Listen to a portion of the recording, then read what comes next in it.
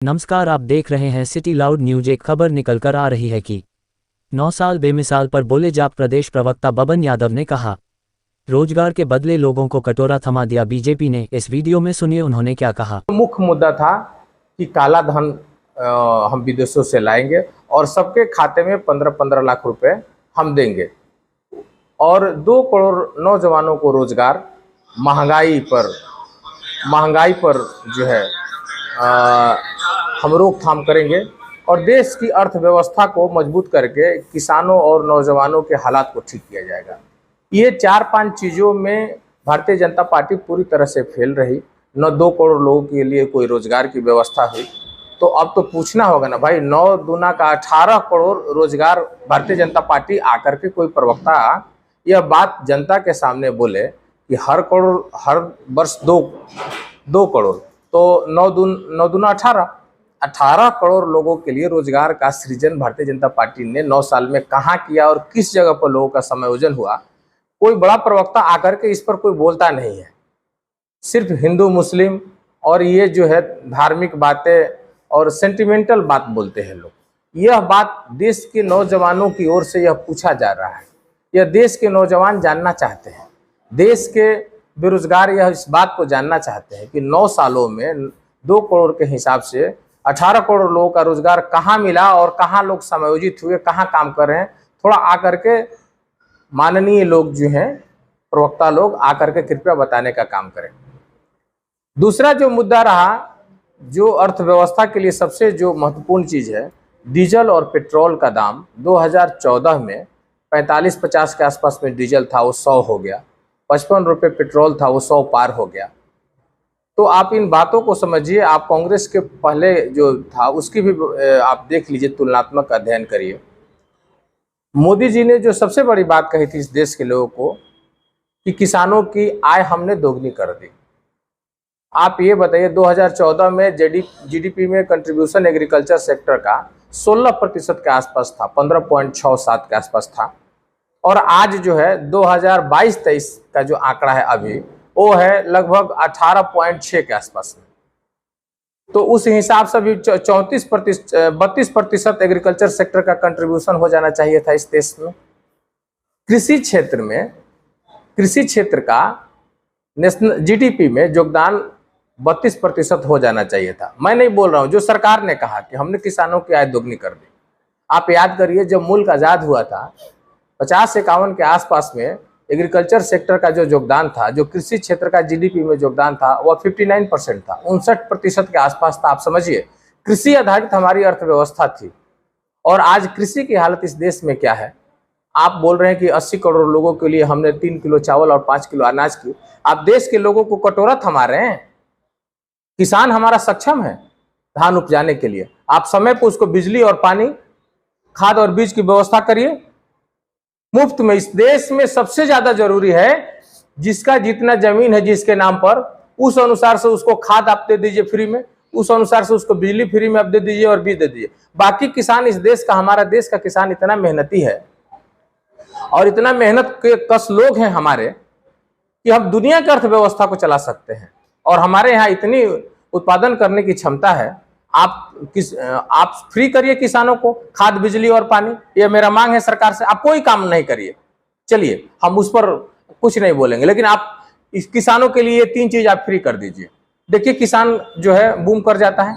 अर्थव्यवस्था कैसे बूम कर रही है, किसान की हालत देखिए। देश का आपको ये बात समझना होगा, 65% आबादी आज भी कृषि पर आधारित है और उसका हालात एकदम मजदूर क्लास से भी नीचे है। आप 3 किलो चावल और 5 किलो अनाज, हमारा किसान इतना मजबूर है क्या?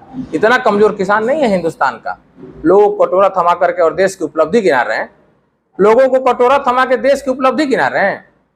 18 करोड़ लोगों को रोजगार आपने कहाँ दिया? देश का नौजवान जानना चाहता है। आइए भारतीय जनता पार्टी के प्रवक्ता लोग, आप बात बताइए इसको। ये जो 9 साल बेमिसाल अभी जो प्रचार चल रहा है, ये 2024 के इलेक्शन पर कितना प्रभाव होगा? देखिए ऐसा है, अब आप जो भी प्रचार कर ले, आपने नोटबंदी किया, पूरे देश की अर्थव्यवस्था को डुबा दिया। नोटबंदी से क्या लाभ हुआ?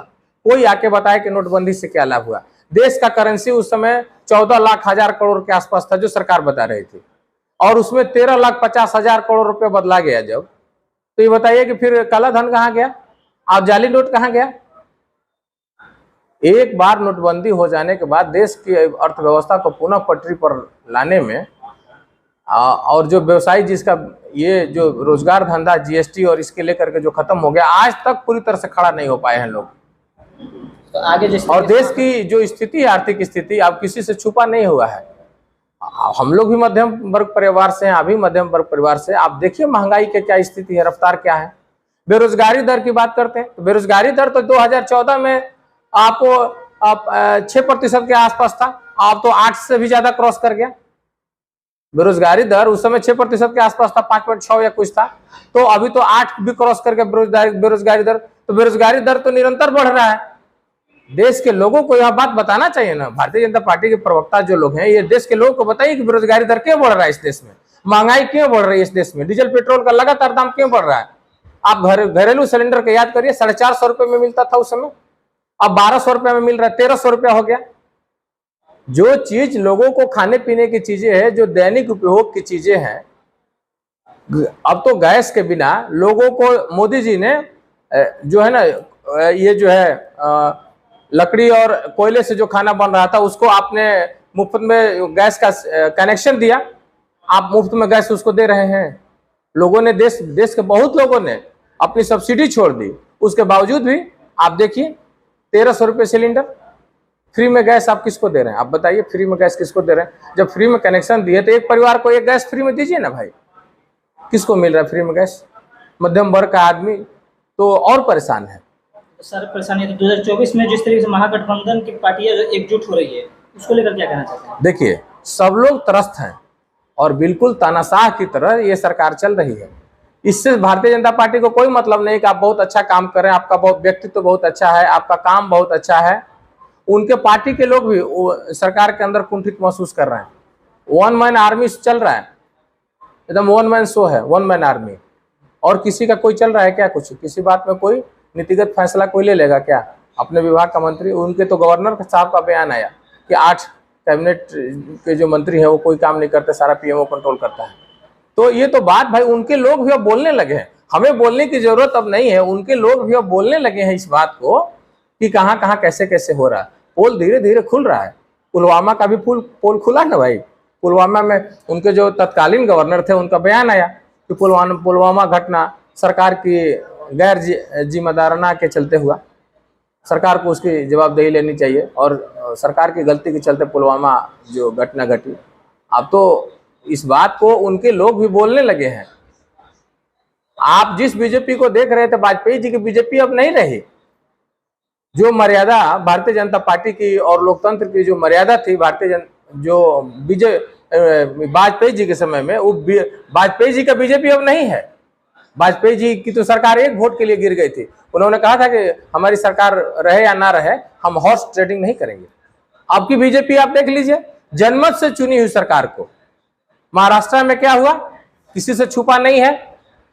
जबरदस्ती एमएलए को खरीद फरोख्त करके, और वर्तमान की जो जनमत से चुनी हुई जो सशक्त सरकार थी, जो लोकप्रिय सरकार थी, उसको गिरा करके नया सरकार बना दी गई। मध्य प्रदेश में क्या हुआ आप देखिए, जबरदस्ती एमएलए को धमका करके, खरीद करके, और किसी तरह से जो है तोड़ मरोड़ करके पूरे डेमोक्रेसी को खत्म करने का प्रयास किया जा रहा है और पुनः वहां सरकार बना दी गई। तो आप जिस बीजेपी को देख रहे हैं, बीजेपी जो वाजपेयी जी की बीजेपी थी और आज की बीजेपी में बहुत अंतर है। आप वो चीज नहीं है, इथिक्स मैनर सारा खत्म है। आपका व्यक्तित्व बहुत अच्छा है, आप काम बहुत अच्छे कर, इससे बीजेपी को कोई लेना देना नहीं है। आप उसके विरुद्ध में बोलिएगा, आपको ईडी का नोटिस थमा देगा, आपको सीबीआई कल भेज देगा आपको। तो देश की हालात बहुत अच्छी नहीं है, लोग बहुत परेशान हैं, आर्थिक रूप से बहुत परेशान है। और विपक्ष आज जो एकजुट हुआ है, यह काम बहुत पहले होना चाहिए था। 2024 में ही यह काम होना चाहिए था, क्योंकि सरकार का मंशा और ढांचा लोगों को पता चल गया था। लेकिन अब उस समय नई नींद खुली लोगों को, लेकिन अब तो पूरे देश के विपक्ष की नींद खुल गई है और सब लोग त्रस्त हैं। तो जब आदमी प्रताड़ित होता है तो एक संगठन बनता है मजबूत, और उसमें सब लोगों को महसूस होता है कि नहीं भाई, इनके साथ भी गलती हो रहा है, उनके साथ भी गलती हो रहा है, इसका प्रतिकार करना चाहिए। तो विपक्ष अभी तो चुनाव 2024 में है, अभी एक साल के आसपास समय है। लेकिन प्रतिकार होना चालू हो गया है। यह एक अच्छी बात है कि गलत चीजों का प्रतिकार होना चालू हो गया है। लोग मुखर होकर के बोल रहे हैं, ये लोग अब मुखर होकर के लोग बोल रहे हैं, और सिर्फ विपक्ष के लोग ही नहीं बोल रहे हैं, जो सत्ता में भी लोग हैं दबी जुबान से वो लोग भी कहीं कहीं कुछ बोल रहे हैं। कुछ बातें मीडिया में आ जाती हैं, कुछ बातें मीडिया में नहीं आती हैं, क्योंकि मीडिया पर उनका पूरा तरह से आधिपत्य है। सरकार जैसे चाहेगी मीडिया को वैसे ही बोलना है। सरकार के विपक्ष में कोई मीडिया सरकार से रोज सवाल आप पूछते हैं, विपक्ष के सामने एकदम मुंह पर ले जाकर के लोग लगा देता है। अरे भाई, सरकार सवाल किससे पूछना चाहिए? आप पत्रकार हैं, बताइए। सवाल हमेशा मजबूत आदमी से पूछना चाहिए और सरकार से सवाल पूछना चाहिए जिसको अधिकार है और जनता ने जिसको जनमत दिया है, देश के विकास के लिए, समाज के विकास के लिए, किसानों के विकास के लिए, नौजवानों के विकास के लिए, मजलूमों के विकास के लिए, दबे और कुचले लोगों के विकास के लिए। तो सवाल जिससे पूछना है, आप इतने जो आप एंकर हैं, आप देख रहे हैं, जाके सीधे आप माइक लगाइए भाई अमित शाह जी पर, आप लगाइए भाई रक्षा मंत्री पर, आप लगाइए भाई केंद्रीय मंत्री पर। आप प्रोटोकॉल से तो बाहर ही नहीं आते। अगर इस वीडियो को आप YouTube पर देख रहे हैं तो लाइक, शेयर एंड सब्सक्राइब करें। अगर इस वीडियो को आप फेसबुक पर देख रहे हैं तो हमारे पेज सिटी लेआउट न्यूज को फॉलो करें। धन्यवाद।